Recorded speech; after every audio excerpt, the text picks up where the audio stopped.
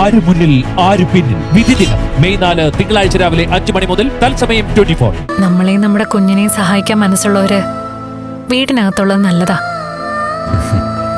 എന്തൊക്കെയായാലും പ്രസവശേഷം ഇങ്ങോട്ട് തന്നെ മടങ്ങി വരേണ്ടി വരുമല്ലോ. പ്രസവശേഷമല്ല, ഞാൻ പറഞ്ഞ പോലെ താൻ ഇടയ്ക്കിടയ്ക്ക് ഇവിടെ ഒന്ന് താമസിക്കണം. താനിവിടെ ഇല്ലാത്തതുകൊണ്ട് ഇവിടെ ഉള്ളവർക്ക് വല്ലാത്തൊരു ആശ്വാസം. അതങ്ങനെ തുടർന്നു പോയാൽ പിന്നെ കുഞ്ഞുമായിട്ട് കയറി വരുമ്പോൾ അത് ഉൾക്കൊള്ളാൻ എൻ്റെ അമ്മയ്ക്കും കരുണയ്ക്കും ഉണ്ണിക്കും ഒന്നും കഴിഞ്ഞെന്ന് വരില്ല. അതുകൊണ്ട് അതിനു മുമ്പേ നമ്മളിവിടെ ഒന്നിച്ച് താമസിക്കുന്നത് നല്ലതാ. സ്വന്തം വീട്ടിൽ സ്വസ്ഥമായിട്ട് ജീവിക്കാൻ പോലും കണ്ണേട്ടന് പറ്റുന്നില്ലല്ലേ? രണ്ടാനമ്മയായാലും രണ്ടാനച്ഛനായാലും അവർ സ്വന്തം മക്കളെ പോലെ തന്നെ മറ്റു മക്കളെ കാണുന്നത് വിരളമാണ്. പക്ഷേ സ്നേഹത്തിൻ്റെ ഒരു കണിക പോലും എൻ്റെ രണ്ടാനമ്മയ്ക്ക് എന്നോടില്ല. അതുകൊണ്ടാ പല സമയത്തും ആംബുലൻസ് ഈ വീടിൻ്റെ മുമ്പിൽ വന്ന് നിൽക്കുന്നതും വെള്ള പുതച്ച് നമ്മളെ പുറത്തേക്ക് എടുക്കുന്നതൊക്കെ അവർ സ്വപ്നം കാണുന്നത്, അതിനുവേണ്ടി കാത്തിരിക്കുന്നത്. എൻ്റെ അച്ഛൻ രണ്ടാമതൊരു വിവാഹം കഴിച്ചത് എൻ്റെ അമ്മയെ മറന്നിട്ടല്ല, പകരം എനിക്ക് തുണയായിട്ട് ഒരമ്മയെ കിട്ടുമല്ലോ എന്ന് കരുതിയിട്ടാ.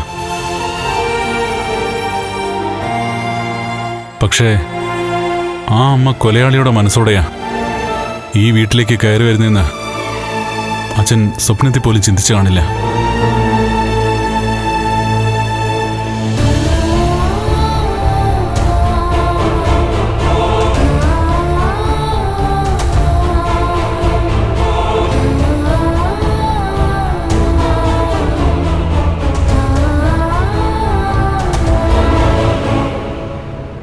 പായസമൊക്കെ 2 കൂട്ടം ഉണ്ടാക്കി വെച്ചതാ. ആരും ഒന്നും കഴിച്ചില്ല. ഇനി നിങ്ങളെങ്കിലും ഇത് കുടിക്ക്.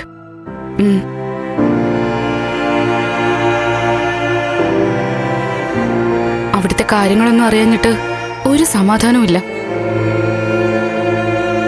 സമാധാനം കളയേണ്ട ലേഖേച്ചി, ഏട്ടത്തി ഇങ്ങോട്ട് തന്നെ വരും. അങ്ങനെ പറഞ്ഞോ? പറഞ്ഞു.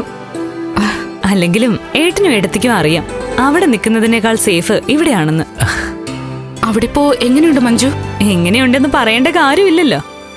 എല്ലാം നഷ്ടപ്പെട്ടതുപോലെ ഇരിക്കുക 3 ആളും. എന്റെ വയറ്റിലൊരു കുഞ്ഞുണ്ടെന്ന് കരുതി അതിനെ നശിപ്പിക്കാൻ നോക്കിയതല്ലേ എന്റെ അമ്മ. പിന്നെ എങ്ങനെ സത്യം പറയുമെന്ന് ഞാൻ മുഖത്ത് നോക്കി ചോദിച്ചു.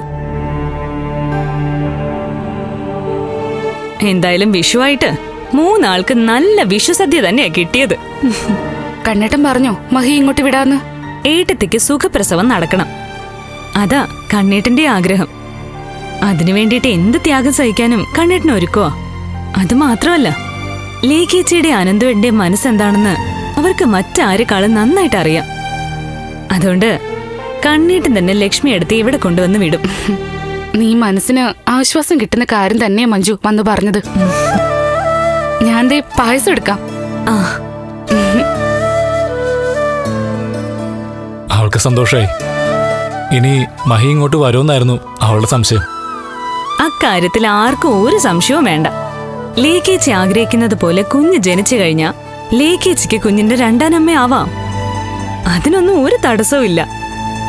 അത്രയ്ക്ക് ലക്ഷ്മിയടുത്തേക്ക് ലേഖേച്ചി ഇഷ്ടമാ. ഇഷ്ടപ്പെടാതിരിക്കാൻ ന്യായമൊന്നുമില്ലല്ലോ. സ്വന്തം അമ്മമാര് പോലും മക്കളെ ഇതുപോലെ നോക്കിയെന്ന് വരില്ല. അതുകൊണ്ട് മഞ്ജു അമ്മയാവാൻ തയ്യാറെടുക്കുന്ന സമയത്തും ഇങ്ങോട്ടേക്ക് പോര്. നിനക്കും പോയി നിൽക്കാൻ നിന്റെ വീടില്ലല്ലോ. വീടൊക്കെ ഉണ്ട്, പക്ഷേ ഞാൻ അവിടെ പോയി നിന്നാ എനിക്ക് വിശേഷം ഉണ്ടെങ്കിൽ ഒഴിഞ്ഞ വയറുമായിട്ട് തിരിച്ചു പോരേണ്ടി വരും. എന്റെ അമ്മ തന്നെ വയറ്റിൽ കിടക്കുന്ന കുഞ്ഞിനെ കൊല്ലും. അങ്ങനൊരമ്മയാ എനിക്ക് കിട്ടിയത്.